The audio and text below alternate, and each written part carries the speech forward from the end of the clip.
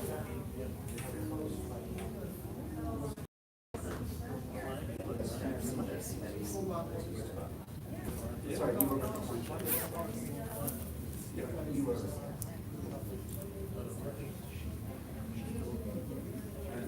it okay?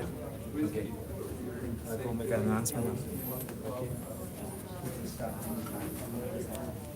Well, mostly the main office.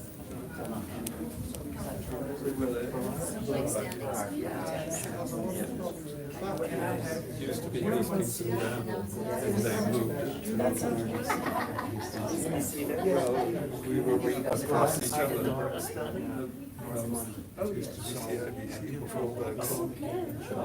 Because I was a worker for 10 years, Oh, good. and I was at museums and red. So I Right know across the the history street. of the baking industry, and I was at lecture sections. Oh, hi. I'm here. Yeah.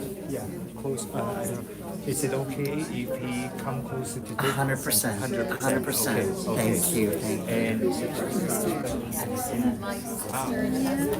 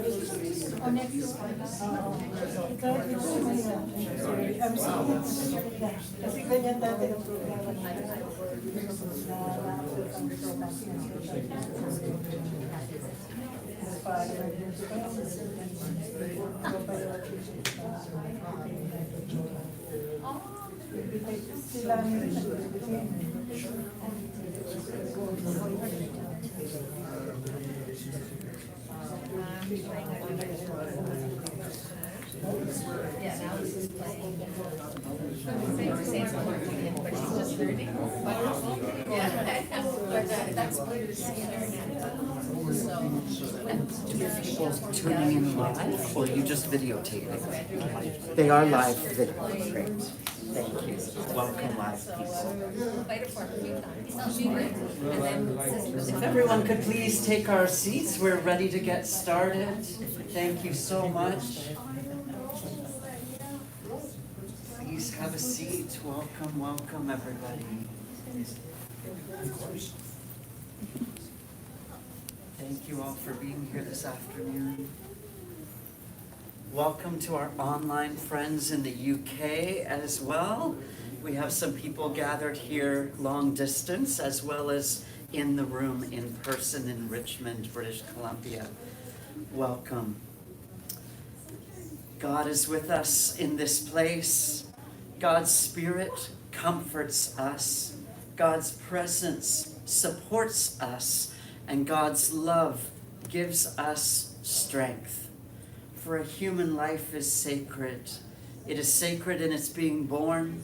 It is sacred in its living. And it is sacred too in its dying. My name is Lauren Kirky. I'm the minister of South Arm United Church here in Richmond. And it's my honor to be with you today to commemorate what I understand was an absolutely incredible man, Peter. Just some directions in the building before we get started. Just to our right and straight ahead are the washrooms. If at some point you do need to use the restroom, they're out the doors of the reception hall and straight past the office. If you do after service, we're going to head to a reception area that is around the corner down a long hall to the right, and we have a special reception planned with some beverages and some light fare to snack on, and we'll tell more stories of how much Peter meant to each of you and how you've crossed paths. So please be ready for that.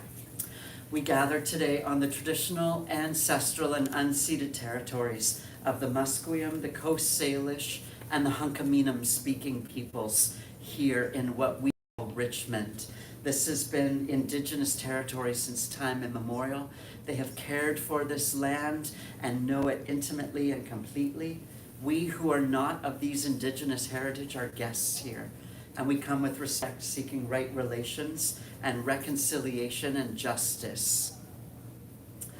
We are gathered here this afternoon by death, the death and the closing chapter of Peter Stillwell. Though we will mourn, for mourn we must, let this also be a time of remembering the amazing man that he was. And in a way, let this be a time of affirming and celebrating his life, even amidst the grief of our loss. We've come together to pay tribute and show respect for Masako and her family, to share openly and honestly God's love for all of them. This service is about saying thank you. It is about saying I love you. And it is about saying goodbye for now, dear friend, dear relative, dear Peter, until we meet again. God of grace and tender mercies, be with us and bless us as we gather here. The curtain of death has fallen between us and the one we love. Give us strength and wisdom that we need to face and endure our enormous loss, and to rise above our grief and give ample thanksgiving for the life that was Peter's. God, who gives us life and receives us when life is over, keep us, comfort us. Your goodness is our strength. Your purpose is our hope. May our confidence in your goodness and our faith in your purpose be unwavering. And may our words be true to your glory and to your creation, this day and always. Amen. One of the wonderful, many, many, many things that Masako shared with me about Peter was his love for music. And in honor of Peter's love for music, we have some beautiful pieces selected and prepared for you as part of our program today, which seemed fitting. I understand he had quite the incredible record collection, from big band to the oldies to early rock and roll. That sounds amazing and says so much about the variety and the breadth and the depth of who Peter was. He also had season tickets to the Vancouver Symphony Orchestra and thought he too might one day like to play an instrument himself. He got a piano and a clarinet, and though he never did take up playing, he signed his clarinet case and gifted it to dear, dear friend Alice Fraser, who is with us today. And Alice is going to play for us on the clarinet when the saints go marching in. Alice, please. Thank you.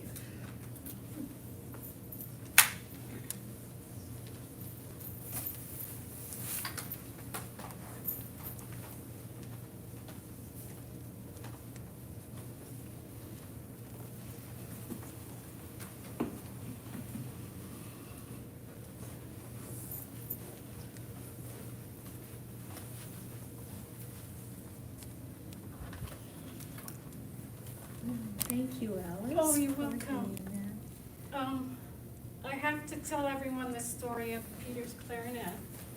Makes me sad.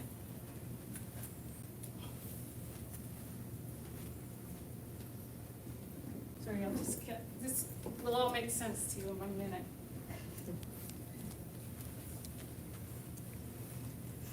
Well, Misako and Peter were moving in the summer, and they had to get rid of some of their valuables because they couldn't take them all with them. They were moving to a smaller apartment. So Peter asked me, and Peter Masako said, why don't I take the clarinet, Peter's clarinet? And I'm like, well, of course that makes sense. Like, I play the piano, I have a degree in piano, I'm a great piano player, which is why I bought this melodeon for the next song.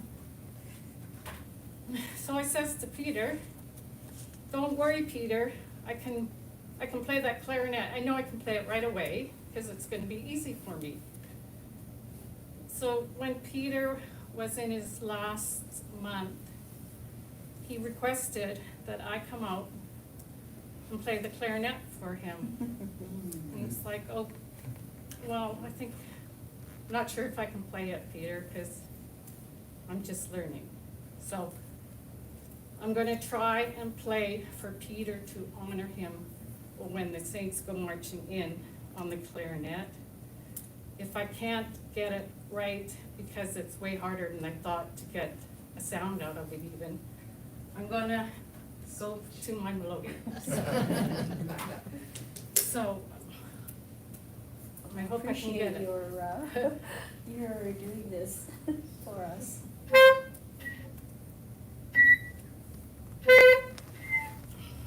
Try once more. Maybe lick it. I learned about the clarinet. The hardest part is to get the embouchure, which is just getting a sound. Once you've mastered that, you can play it. So I'm still working on the embouchure.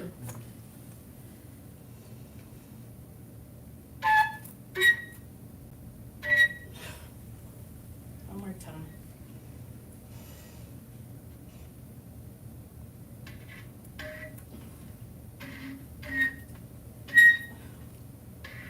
I don't think I can get it.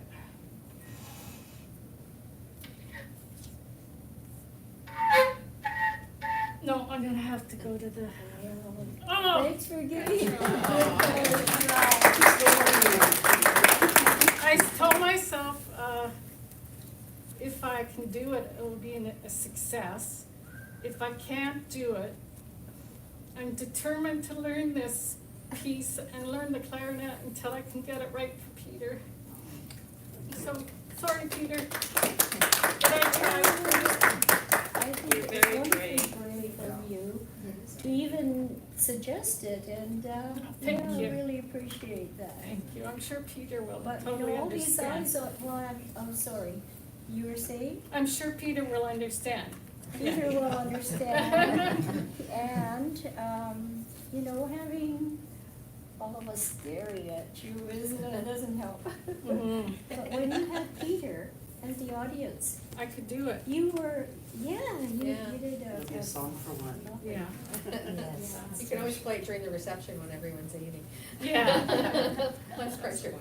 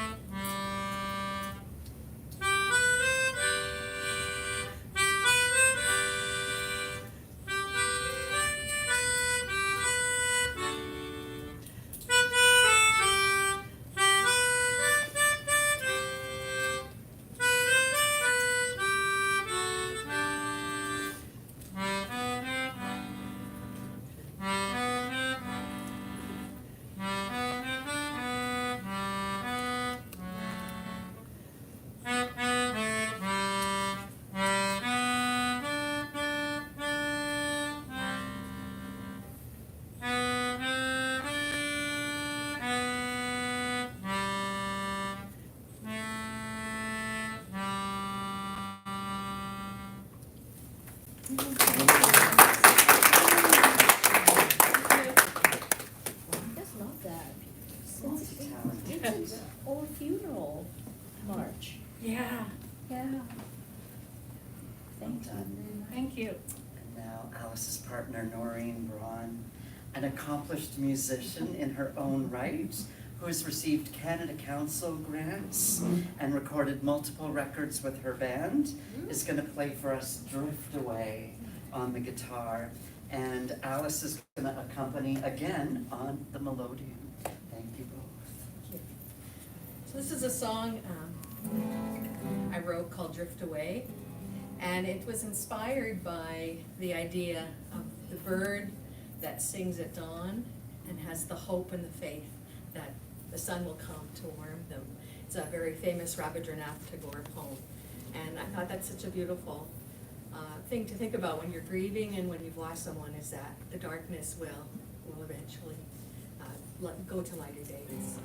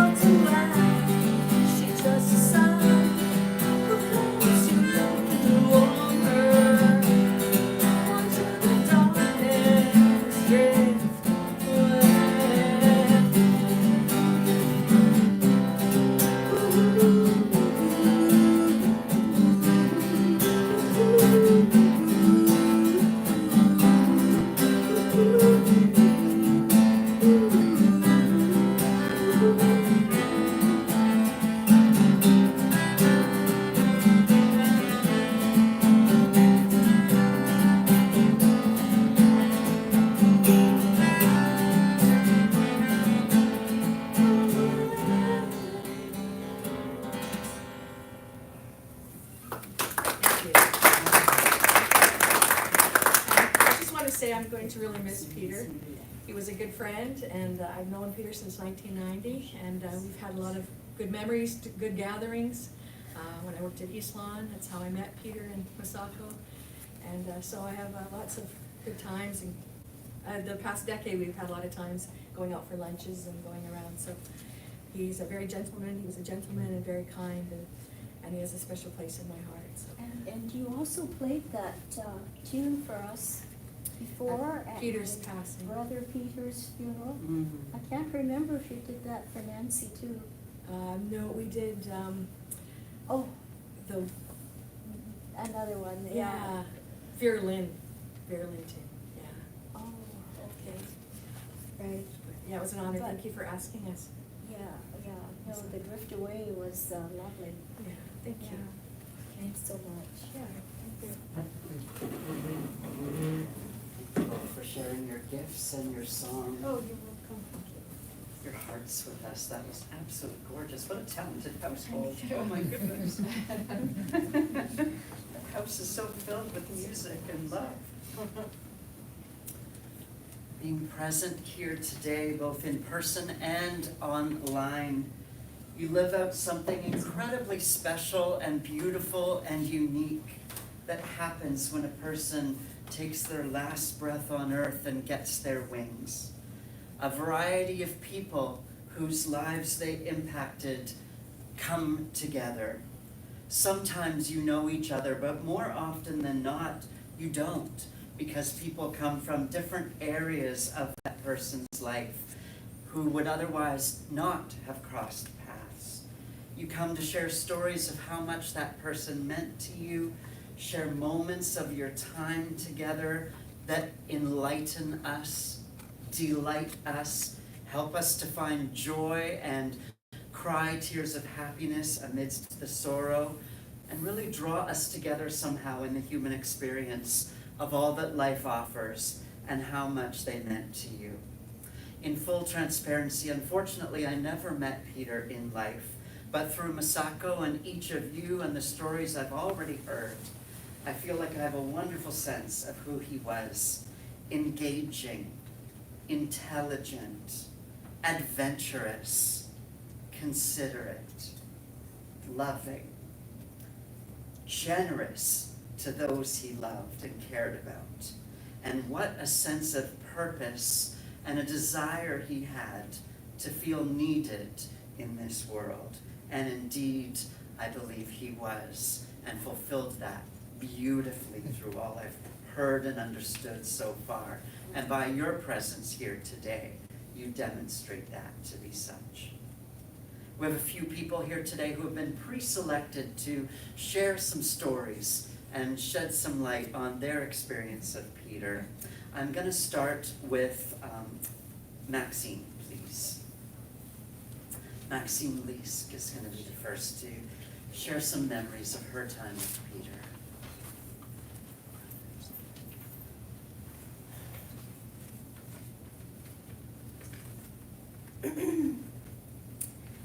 I've known Peter Masako for about 40 years. Over 60 years ago, when he first arrived on the West Coast, Peter lived and worked in White Rock, where I live. So we were able to bond over this common experience. Peter Stillwell was a true gentleman. His soft voice, wide smile, and gentle demeanor made me feel and heard respected and respected. He was always keen on sharing stories and interested in each member of my family, and often inquired about my sons and their growing families. He and my husband had much in common. For example, they had both lived in England. They both loved music, so they had plenty to talk about. Peter was very much a family man and proud of his English family, his sister, his nephew, and his nephew's family. He happily shared updates on their lives and their travels. He played a significant role in the life of his brother-in-law, Peter Oka, who was blind and mentally impaired, living in a group home where I was a caregiver. Masako told me how her brother Peter would phone her daily, and when they had a disagreement, he would demand of her, "Can I speak to Peter, please?" The two men had a great relationship. They would commiserate, then share a joke and laugh together. Masako, Noreen, Alice, and I will feel his absence at our regular lunch get-togethers. He was a dear friend, and I miss him.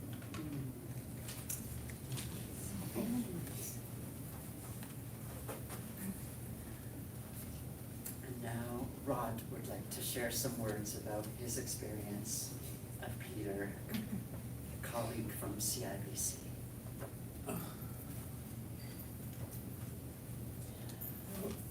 I'm not a colleague of Peter's. I worked for Loblaws. I was treasurer accountant and an auditor. However, Peter and I grew up during the Second World War, and Peter was very much interested in railroads for some reason. And when I was on an audit in Edmonton, I was directed to Air Cadet, and where they old-timers were recreating and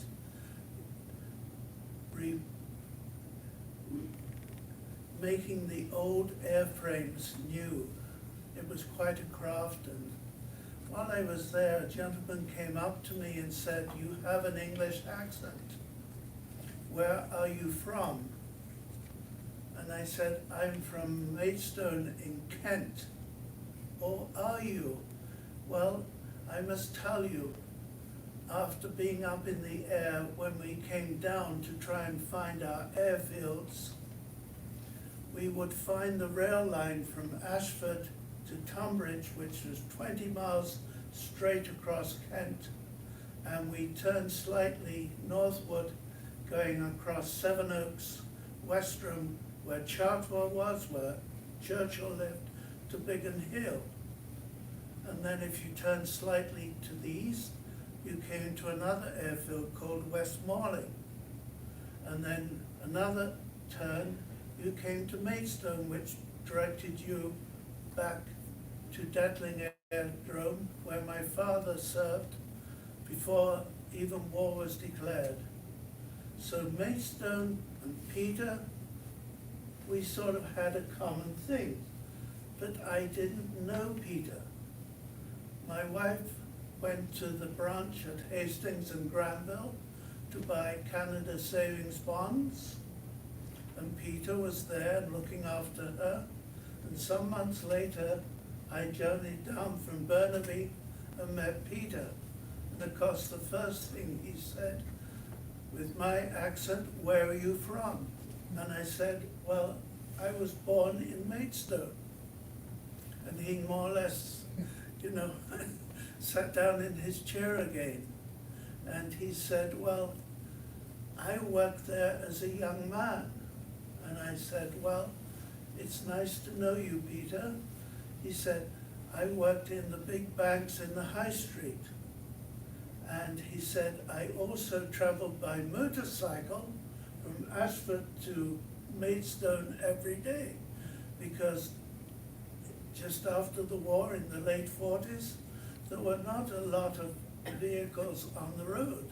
People couldn't afford, petrol and vehicles. So of course, we gradually formed a friendship between my wife and Masako and other members of her family. And we used to go on occasion to the P&E, and Peter Masako would bring Masako's brother Peter along, and we would have a nice dinner at the formal restaurant there. And Peter was so happy to see Maureen there that he would explain everything he was doing in his group home, which really made him very happy to be the center of attention. Yes, he and Maureen got along really well. They did. And subsequently, when I was right-sized at age 50 and Loblaws decided to move their operation out of BC, of course, I was dealing with Peter at the main branch of 400 Broad Street with the other colleagues, who I hope I hear from back today. And Peter is normal. He was such a gentleman. There wasn't any requests that came that he didn't look after. He was just a perfect man to have on your side. He worked so graciously for his people. And one of the things that we enjoyed was, so many of you have talked about this, going for lunch with Masako and Peter. It was a real pleasure. We went to Ricky's, we went to the Richmond Inn, we went to the Ginger restaurant, and you also came all the way to the White Spot at North Road and Lougheed. And afterwards they took the pleasure of coming to Maureen's home. She was living in Madison. Unfortunately, she had real problems with no hip and no pelvis. But her mind was, I said, 120%. So she just loved to see people who made her day. And Masako and Peter, I left them and they talked and talked. And Peter gave us, for her, a 3-game set of puzzles and chess, and Oh, yes, right. she never was able to use it, but unfortunately it's still intact, and we will be sending that or giving it to my great nephews in England one day. And I know Peter did so much for Nancy in the way of traveling so many times to Burnaby, and you worked on the committee in the home to make certain that Nancy and the other people were well looked after. So I can only say that my shock came last week when I phoned you to ask to speak to Peter, and it was a real shock that you lost him, because I loved to be with both of you. Peter was a small man in stature, but a huge man to my. He was something that I admired.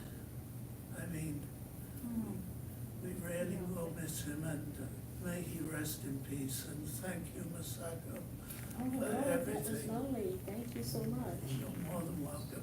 It's my pleasure. Thank you, Robert.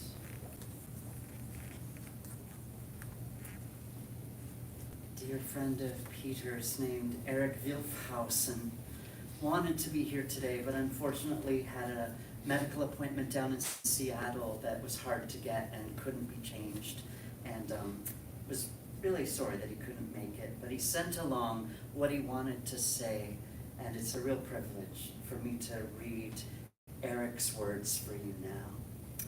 Eric says, I first met Peter nearly 2 decades ago when we both worked at Euro World Travel in Richmond. I was the office manager, and Peter worked mostly in the back office, doing accounting and selling travel insurance. He also assisted the other travel agents in the front office as needed. From the moment I met Peter, he and I became almost instant friends. We would often have lunch together, that's proving to be a theme, and enjoy some wonderful conversation.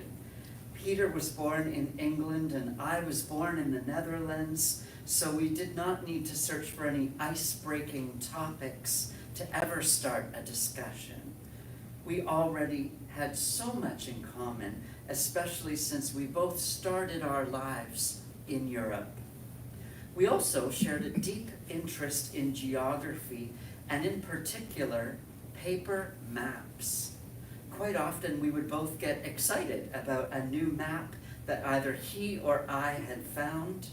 We would unfold it on a table and marvel at where the roads on that map led to. We would both come to the conclusion that our common interest in geography started when we were young kids, which ironically led both of us to North America. Both Peter and I figured that there were many, many more interesting roads to travel and explore in this part of the world, so we went to travel on them. We both saw a lot, and therefore we regularly shared stories of our adventures. Nevertheless, we both found beauty in anything geographic.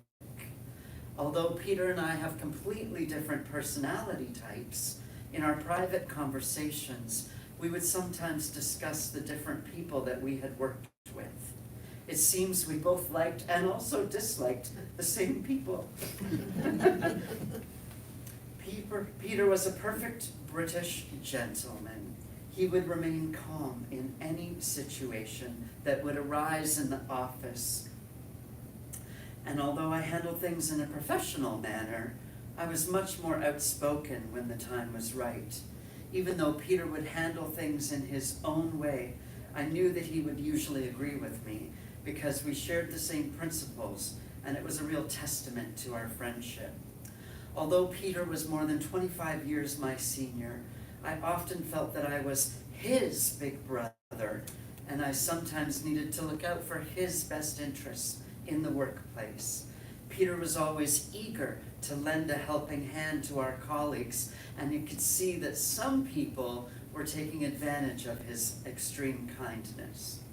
Of course, being that perfect British gentleman, he would just grin and bear it in his stoical manner, but at the same time, I would keep a sharp eye on the culprits in question, and it's probably best for us all that we didn't have a playground outside where we could meet up after school, so to speak. In 2009, I moved back to the US, and although life got in the way, I never stopped thinking about Peter. Eventually, my work took me to Seattle, and we reconnected in our communication.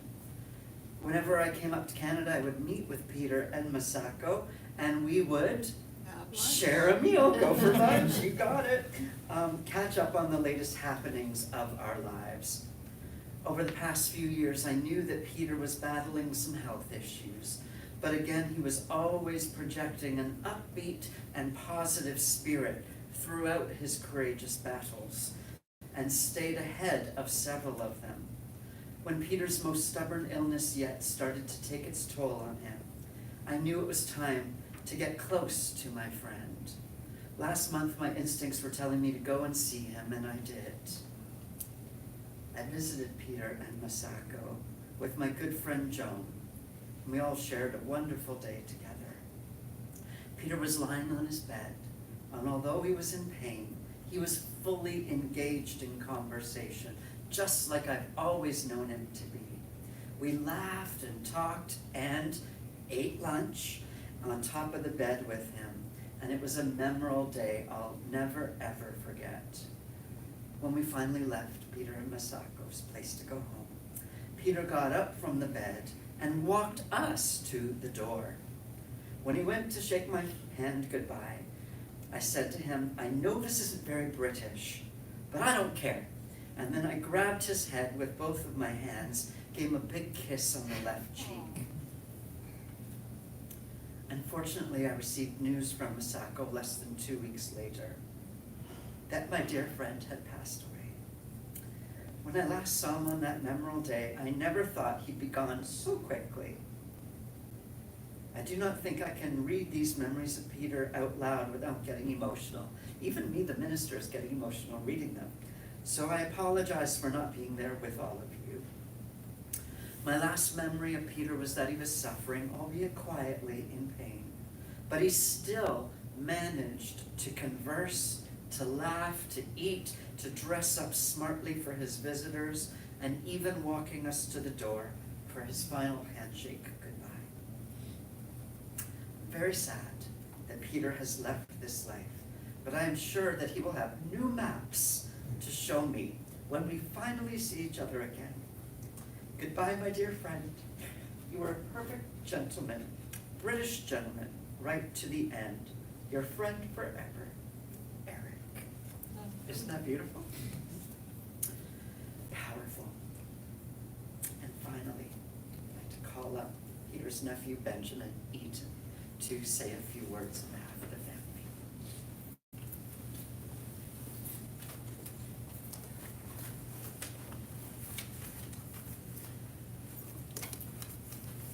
I have to start by saying what amazing, touching words we're hearing, and what beautiful music we're hearing as well.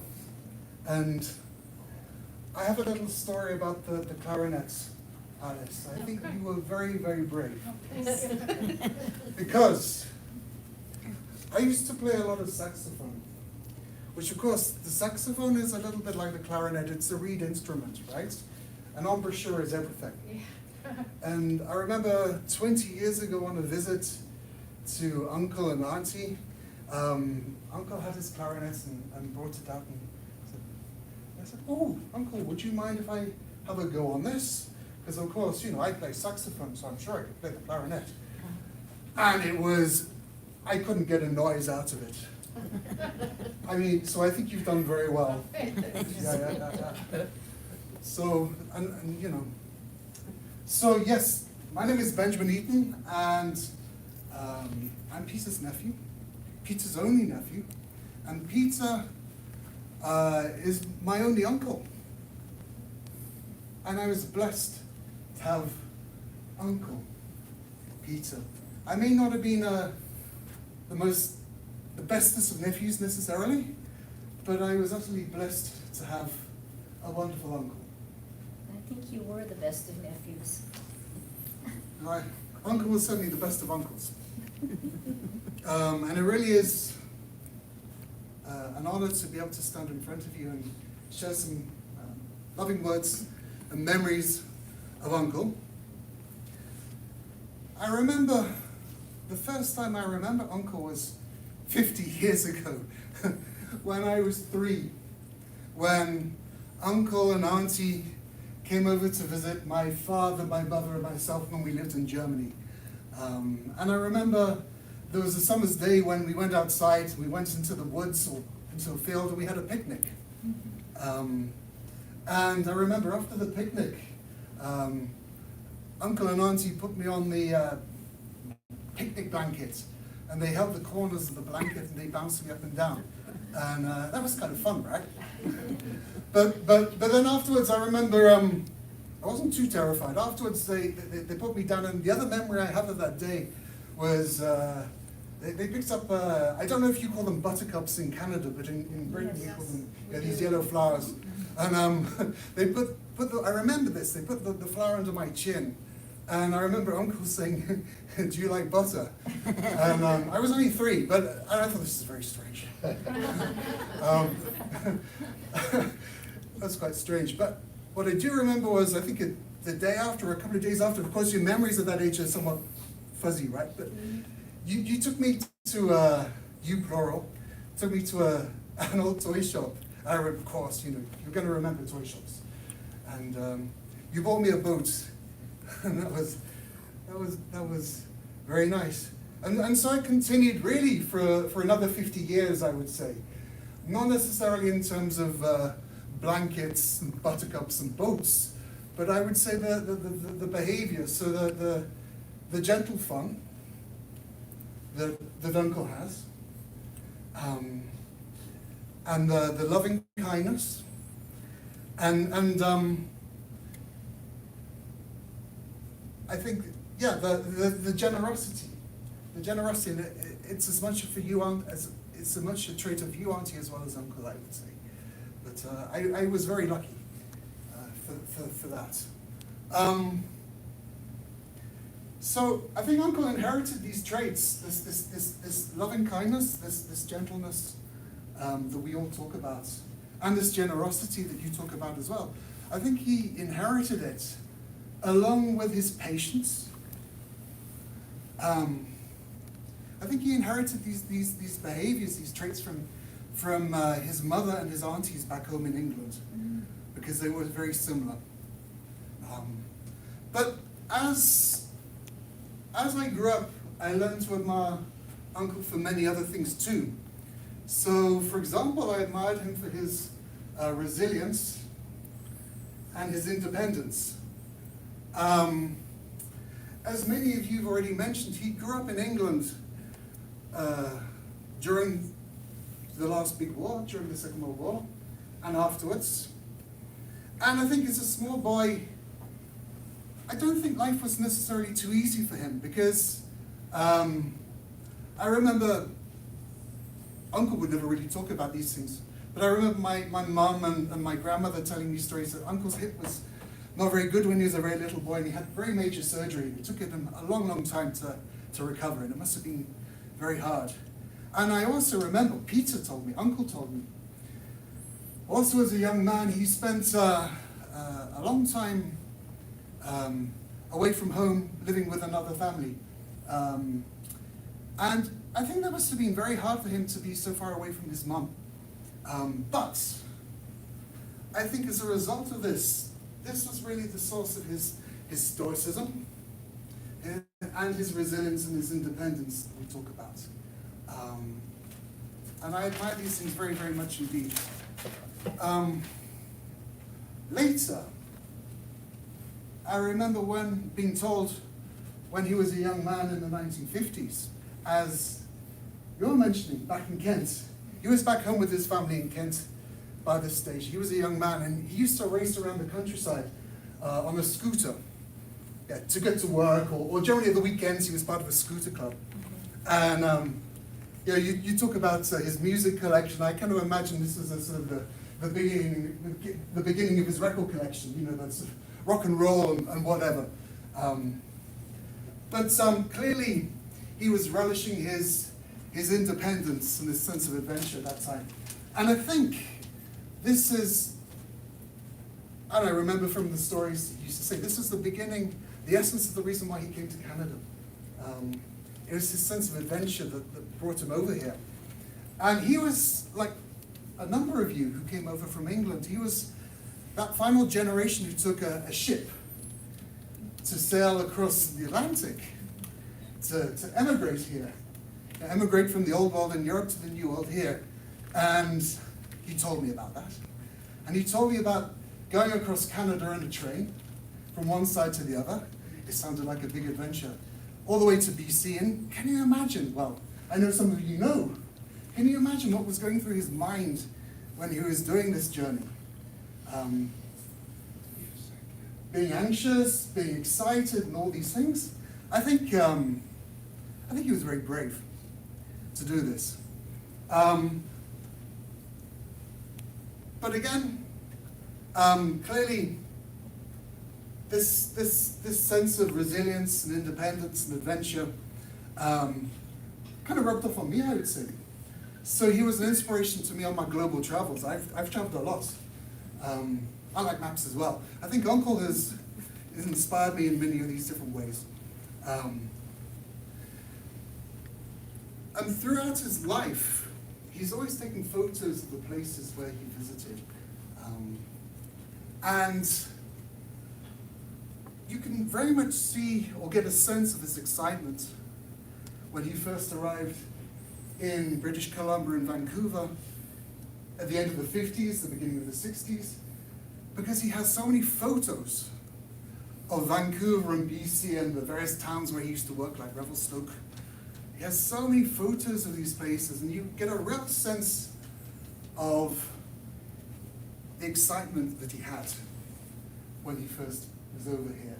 And I think these photos are really something to treasure and to enjoy looking at. They're an inspiration in their own right. Not long after settling in Vancouver, I understand he met Auntie. And of course, Auntie became his lifelong companion for the rest of his life. And I think when I think of Uncle and Auntie and their relationship, it reveals other traits to me that I admire very much in Uncle. Very much. And some of you already talked about this as well. So for example, not only was Uncle devoted to Auntie, but he was devoted to helping to support Auntie's mother and your brother Peter Oka, who we talked about, and of course Nancy, who you talked about as well. And Uncle was a very true and loyal family man, not just to his family here in Canada, but also his family in the UK too. All these characteristics that Uncle has, all these values, have made an impact on me over the years, and I treasure and value them very much. They leave a lasting legacy.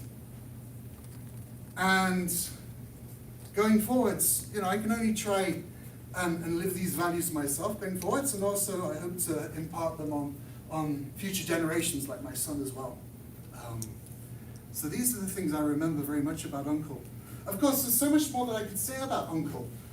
Yeah, we only have a short period of time, but there's more I could say.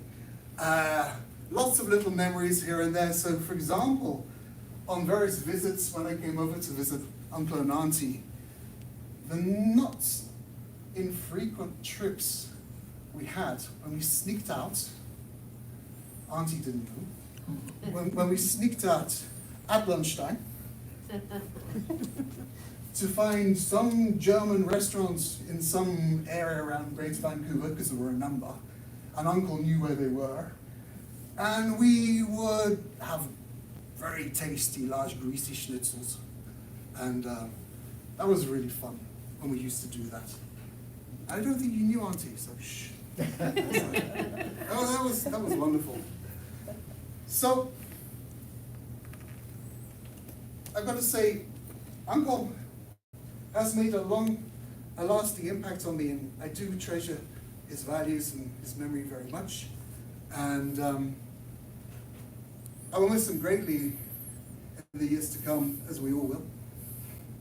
And I'm honored to be able to say a few words about him in front of you as well. So thank you. Thank you, Benjamin.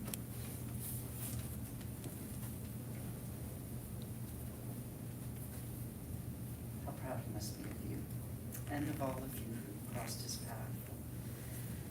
Amazing. Masako has chosen Psalm 23 as our main scripture passage today. I'm going to read from the Common English Version translation of the Bible, so popular at funerals. You, Lord, are my shepherd. I will never be in need. You let me rest in fields of green grass. You lead me to streams of peaceful water, and you refresh my life. You are true to your name, and you lead me along the right paths. I may walk through valleys as dark as death, but I won't be afraid, for you are with me. Your shepherd's rod makes me feel safe. You treat me to a feast while my enemies watch. You honor me as your guest, and you fill my cup until it overflows.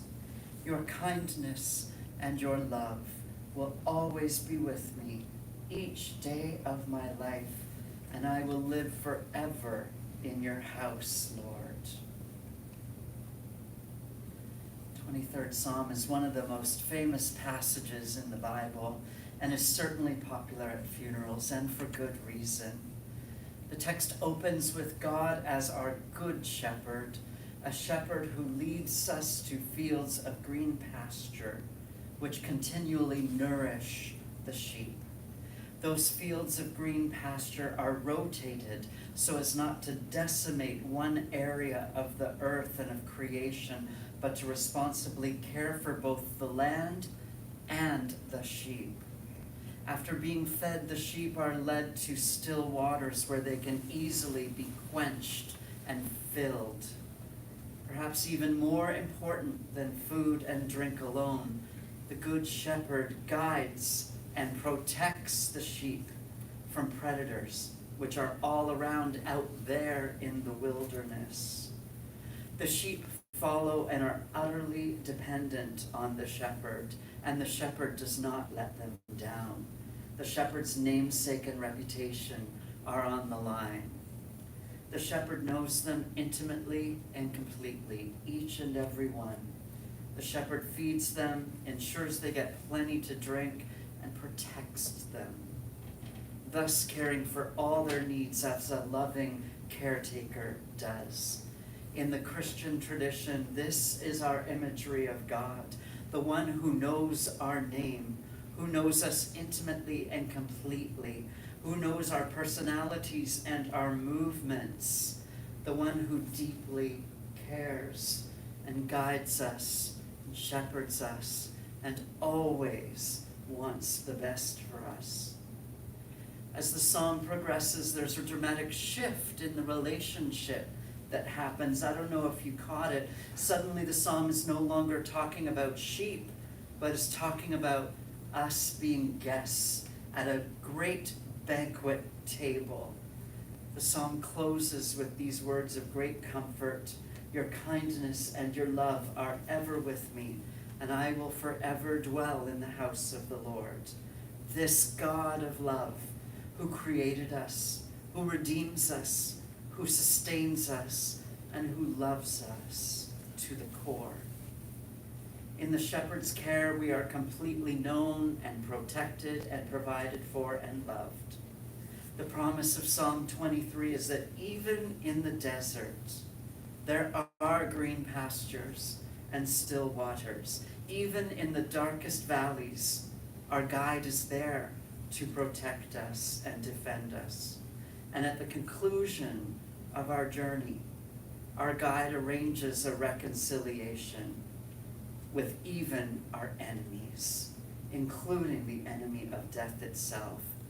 And finally, there's the experience of our return to the guide, who ironically has never left our side at all. In the United Church, we have a creed, a faith creed about what we believe, and it ends with these words: in life, in death, in life beyond death, we are not alone. God is ever with us. Thanks be to God. Hear these words of comfort, of grace, and of hope today.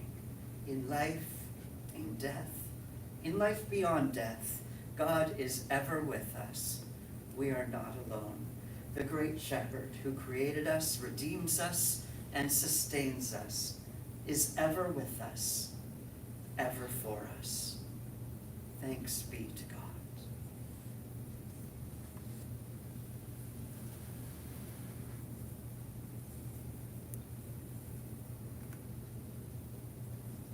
Shared beautiful words of memories, hearing a word of comfort. Now, I'd like to invite us all to look at a sampling, a video slideshow with photos that show just pieces of Peter's journey in life. And I just draw your attention to the screen.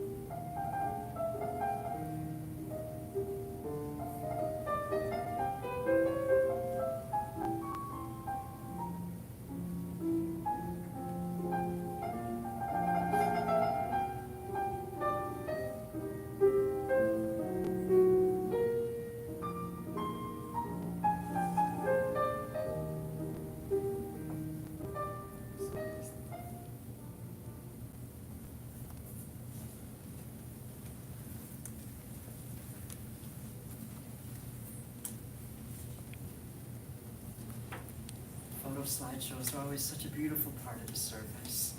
What a gorgeous representation of a life fully and wonderfully lived across countries and people and experiences.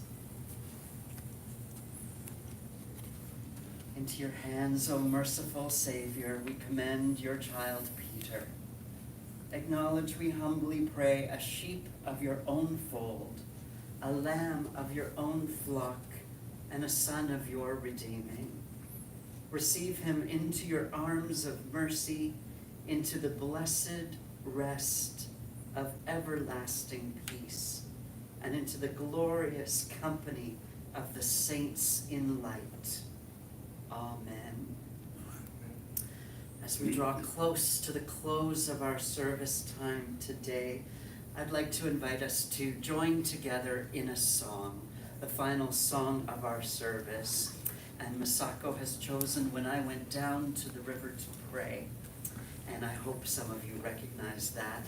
The lyrics are printed in your handout for today's service, but as I don't have my glasses and we're all getting a little bit older, I brought some larger font. Would anybody like the lyrics in larger font? Don't be shy, I made more than enough copies for everybody. There we go. Don't be shy. Put your hand up. Lyrics in bigger fonts. Absolutely. Lots to go around, you don't even have to share. There we go. Anybody else larger font for our song? Over here. They can only do so much in the program. My eyes aren't the best, so I like it big too. Anybody else? Awesome. Excellent. Thank you. I'll give you your own copy. Oh, there you go. All right. Now, I'm not quite the talented musician that we have in the house over here, so I'm going to ask for your grace, and we are going to sing this a cappella without backup music. And I'm hoping we can all sort of kind of find a key and do our best with this. Let's start. As I went down to the river to pray, studying about that good old way, and who shall wear the starry crown? Good Lord, show me the way. Oh, sisters, let's go down. Let's go down, come on down. Oh, sisters, let's go down, down to the river to pray. As I went down in the river to pray, studying about that good old way, and who shall wear the robe and crown? Good Lord, show me the way. Oh, brothers, let's go down, come on down. Come on, brothers, let's go down, down to the river to pray. As I went down in the river to pray, studying about that good old way, and who shall wear the starry crown? Good Lord, show me the way. Oh, fathers, let's go down, come on down. Oh, fathers, let's go down, down to the river to pray. As I went down in the river to pray, studying about that good old way, and who shall wear the robe and crown? Good Lord, show me the way. Oh, mothers, let's go down, don't you want to go on down? Come on, mothers, let's go down, down to the river to pray. As I went down to the river to pray, studying about that good old way, and who shall wear the starry crown? Good Lord, show me the way. As I went down in the river to pray, studying about that good old way, and who shall wear the robe and crown, good Lord, show me the way. Well done. Wow.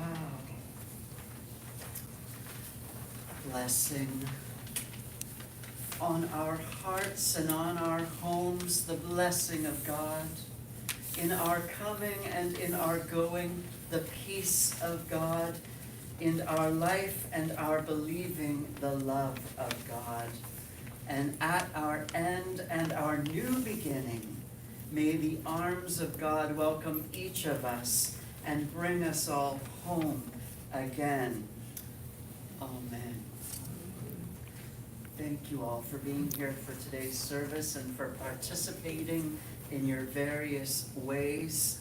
And I'm going to invite up our funeral director, Benjamin, to guide us through what comes next and eventually make our way to the reception hall, where we'll tell more stories about how we knew Peter. What an amazing man he was. Thank you, Minister Lauren, for conducting the service. And momentarily, we will all have a chance to pay our last respect to Peter. And first, I'd like to ask Masaka to come on. And then Tara will usher each one of us to come out and pay our last respect, and then you can make your way to the reception room. You can stand here. And you should come here after paying respect. How are you, Masaka? Sure.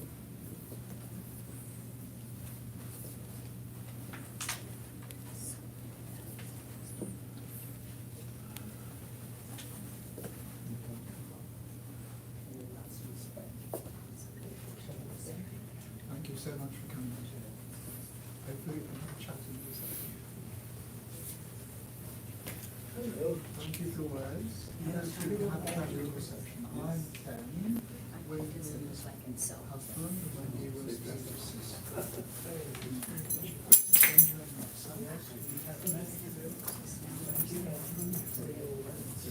Thank you for your words. It was a pleasure. It was a pleasure. Thank you. It seems I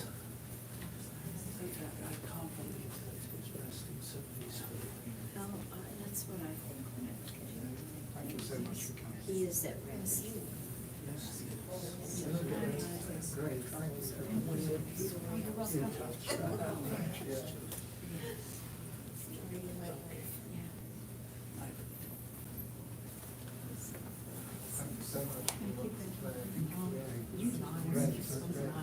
Oh, yes. Yes. I am.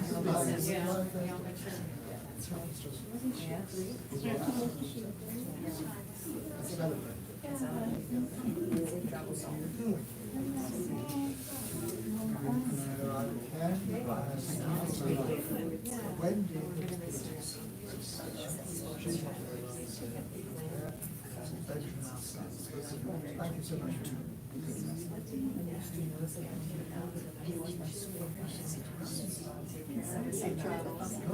I know. We've been trying. It's amazing how time goes. We might have. Long time ago.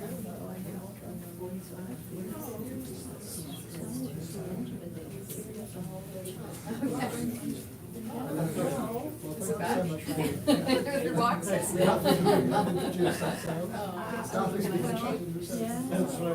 Thank you so much for I loved yourself. Nothing, yeah. Thank you so much. Do you live in well, I'm not Peter. I heard of Thank you very much.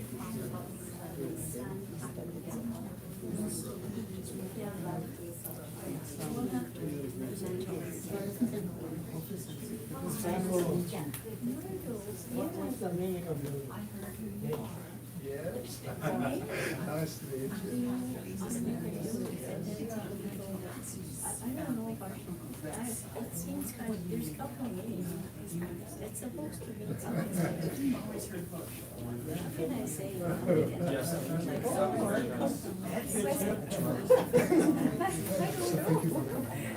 Now I'm curious about your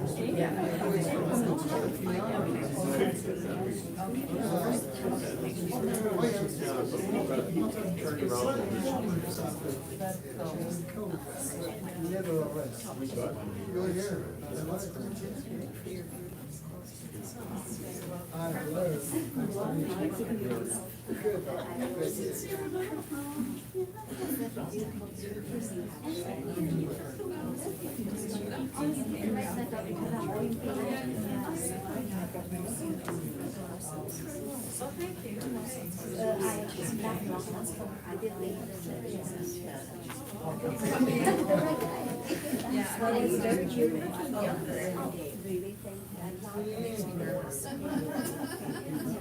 Can you do the opening tonight? Are you free to do the opening?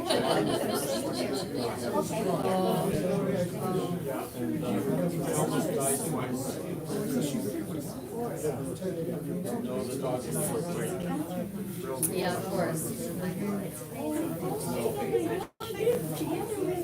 Yes, and I.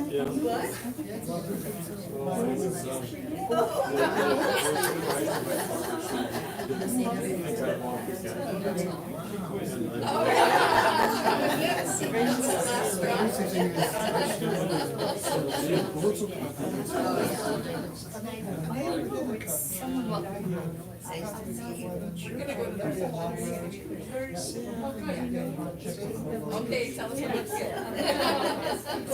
Save us some. I'm just gonna save us some. I'm ready to take some pictures. I'm wearing my napkin. Very nice. So they enjoyed it very much. I'm so glad to enjoyed your speech. See you there. Peter's nephew. Oh, okay. But we've known each other for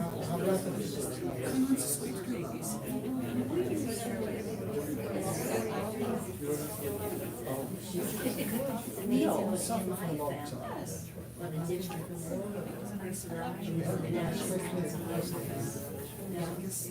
Being Canadian,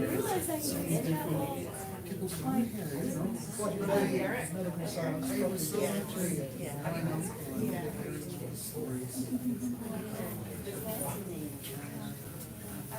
I think he's pretty early.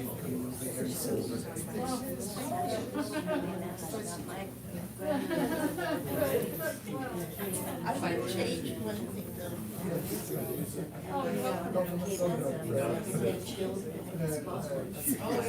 They want to mix with.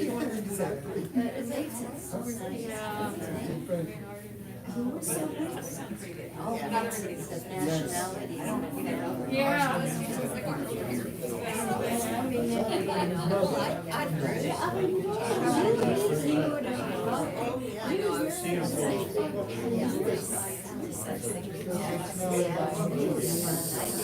Ever meet him. You two would have had your hearts too bad, but I found out a lot about him.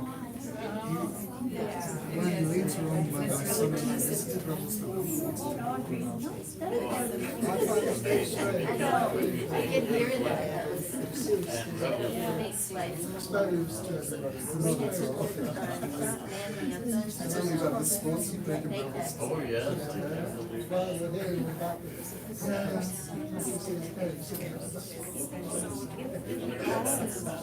No, but I come to visit, so I know, I speak no BC. I hope to talk to you in the reception.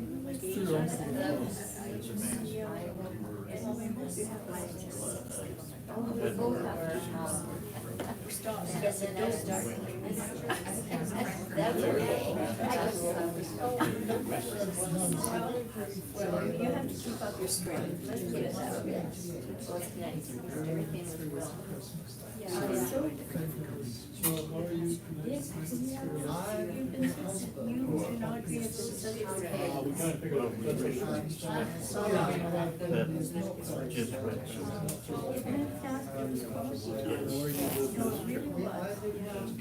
We love the times that we spent together. Starting with the pictures from your blessing. It's such a long time. And you were so good, so well. Yeah, it was nice to get together then. So you got it all Start sorted. here and then we have to take care. Yeah, yeah. Sort all that out. Oh, yeah. Oh, sure. We really enjoy it, yeah.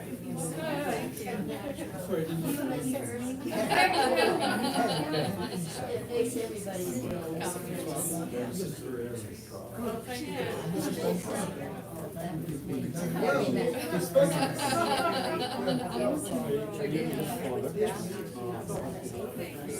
It's nice to see you in the slides. Well, I'm no longer in Kental where Uncle came from. That's what I was thinking. I've been there living there too long. Have you? How long have you been? Not that long. No? This son is 5 years. I used to live there before.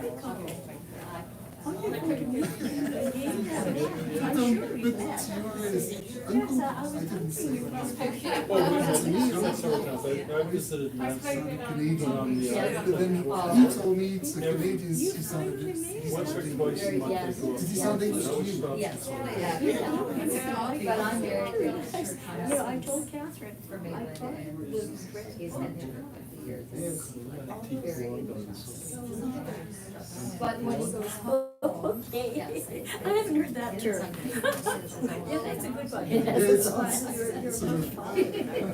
compliment. those in- I think speak to Laura when she's getting the reception. It's very interesting. Yes, their tones are southwest of England, or Newfoundland. So I don't. Or Newfoundland. Newfoundland. So I wonder if she's got that. Natasha Morsey. Oh, they did. Yeah, she's Irish as well, which is On these streets. Yeah, she was. so I'm interested to see if that was true. It's just an imagination, but yeah, just some information. How long are you going? Well, it's only past 4 in the morning. Yeah, She has to go back. we're both going on Friday, so Sunday evening we arrived. One time we just. Well, exactly, you got it, exactly, you got it, And she exactly. goes, quite strange, because we're out on Sunday, and my suitcase Isn't arrived that this morning. It's so sweet. You can brush your teeth on She would insist it was. Is it? Oh, you have to. Original. That's why I gave up. So I haven't done the clip for this year. Like my son. We saw him the day before. Yeah, we were Benjamin and Ken. After these. No, we were there too, around there. Or no, maybe you're right. Where are you headed? To the airport.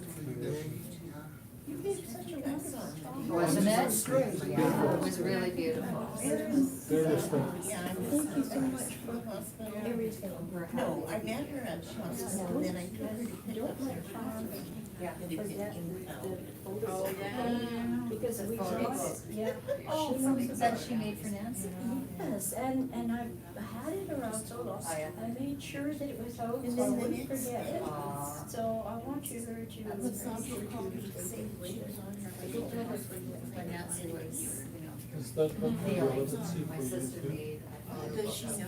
It was her Nancy, and, but you know, and Every there are time pictures there's of always her. been, but regardless, we go. And, Yeah.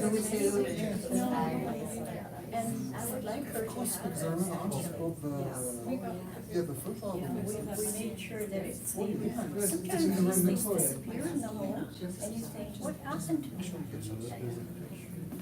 That's me that I recall making it find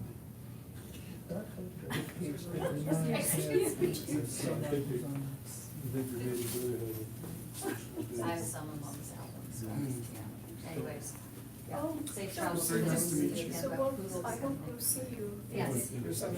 Would you like a picture of the three of you? Yes, I think you've got to be in the center, really, don't you?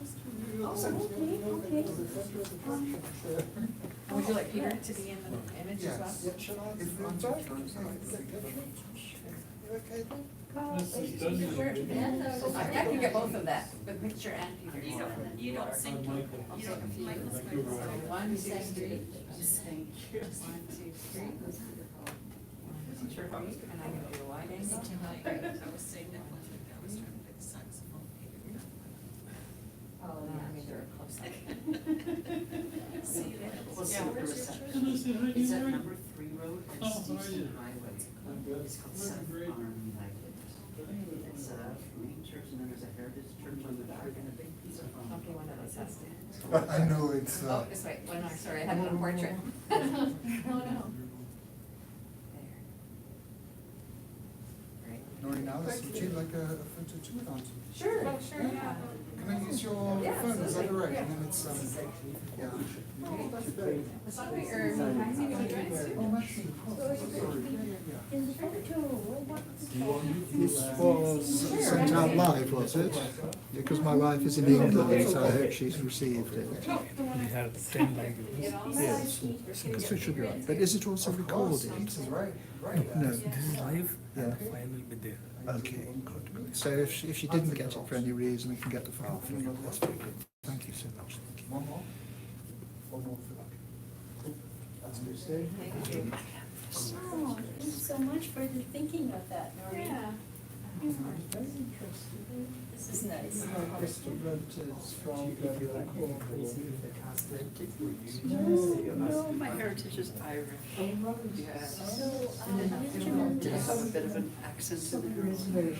Well, I take that as a compliment. Okay, excellent, good, good, good. Because all the Irish restaurants, Yes, yes, yes. Maxine? Are you safe? very much. You know, unfortunately, it's a few generations back, and my parents never talked about Huge war. foundation of the potato family. Yes, yes, It hasn't even got back to what it was. yes, yes. They came over to the States and came up through into Ontario. And so my whole family's in Ontario. This is very strange.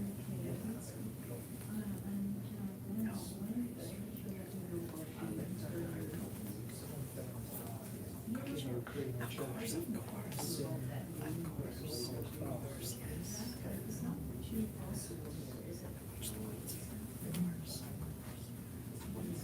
So it's quite unusual. It's different. Thank you for putting this. Thank you. Oh, is that? Yeah. I was just thinking, what was? Yeah, you can make your these things like. It's wonderful when you read lyrics. Okay, that would be good.